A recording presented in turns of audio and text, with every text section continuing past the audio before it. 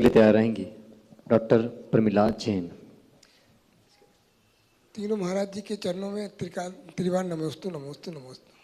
महाराज जी, मेरी एक शंका है कि जब आपके केस लॉन्च हुए उस दिन आपने दूसरे दिन उपवास करा, ये क्या कारण है? ये मतलब आगम के अनुसार है या और कोई कारण है? देखिए, जो भी मुनिराज चर्या करते हैं वो जिनागम के अनुरूप ही चर्या करते हैं। मुनियों का जो केसलौंच नाम का गुण है वो मूल गुण है, 28 मूल गुणों में 7 विशेष गुणों में आता है। जिन आगम की आज्ञा है कि उस दिन उपवास करना चाहिए, उपवास के साथ साथ केसलौंच किया है, उस केसलौंच का प्रायश्चित अलग लेना पड़ता है। जो गुरुदेव माला देते हैं नमोकार मंत्र आदि की, वो अलग है, और उपवास करना भी प्रायश्चित है। क्यों?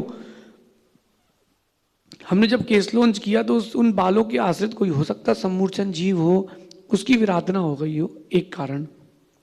दूसरा कारण, जो रक्त आदि बहता है उसमें पंचेंद्रीय सम्मूर्छन मनुष्य जाति के संगी जीव हैं, तो उनकी विराधना हुई है, वो दूसरा कारण। इन सबसे ऊपर उठ के तीसरा कारण, जिनेंद्र भगवान की आज्ञा है, बाकी हमें कोई और मतलब नहीं। उन्होंने कहा उपवास करना है, हमने कहा जी। ये मुख्य कारण उपवास का केसलौंच के बाद, ऐसा समझिए। अंतिम जिज्ञासा के लिए तैयार रहेंगे चित्रांश जैन। महाराज श्री के चरणों में बारंबार नमोस्तु नमोस्तु नमोस्तु। मेरा प्रश्न भी महाराज जी डॉक्टर साहब की बात से संबंधित था कि महाराज जी को सुनकर और देखकर हम सिर्फ जैन लोग नहीं, अन्य संप्रदाय के लोग भी बहुत ज़्यादा प्रभावित हैं, और मेरा जो सर्कल है उसमें कई तरह के प्रश्न पूछते हैं। तो अभी पंचकल्याणक चल रहा है, उनका कहना है कि महाराज जी का तो हमने चर्या, उनकी तपस्या, उनका देखा, और हम खुद भी उनको बार बार नमन करते हैं, पर आप लोग ये पंचकल्याणक मना रहे हैं, इसमें आप किस तरह से पुण्यार्जन करेंगे और किस तरह से अच्छाई आप प्राप्त करेंगे, वो हमें बताओ।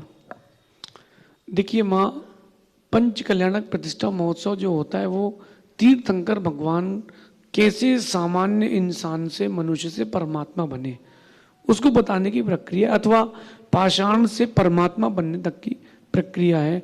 पंचम काल में भगवान साक्षात नहीं है, तो भगवान की प्रतिकृति मूर्ति बना करके अपन पूजन करते हैं। यद्यपि किसी ने एक अच्छी बात लिखी कि भगवान भले ही इस कलियुग में नहीं है, लेकिन आज भी वो अपनी प्रतिकृति बिकवा करके गरीबों का पेट भर रहा है। तो अब वो भगवान तो है नहीं अपने पास, तो अपन क्या करते हैं, भगवान की आराधना करते हैं। उस मूर्ति का शुद्धिकरण कैसे हो, और जन सामान्य को कैसे मालूम चले कि सामान्य व्यक्ति परमात्मा कैसे बन गया, तो वो नाटक के द्वारा, मंत्रों के संस्कार के द्वारा, कुछ क्रियाओं के द्वारा, कुछ नाटकीय मंचन के द्वारा, कुछ हमारे उपदेश के द्वारा, उन सबको मिलाकर के पंचगणक की एक रूपरेखा बनती है। यद्यपि पंचगणक जो है वो 2 घंटे के हैं, अगर सिर्फ मंत्र विधि की जाए 2 घंटे में पंचगणक पूरे हो सकते हैं बहुत आराम से। लेकिन ये इतने बड़े 5-6 दिन के क्यों होते हैं? इसीलिए होते हैं कि लोग जो है वो समझे कि देखो, जब पंचम काल में पत्थर के भगवान को पूज रहे हैं तो इतना वैभव है, जब चतुर्थ काल में साक्षात भगवान होंगे तो क्या वैभव होता होगा।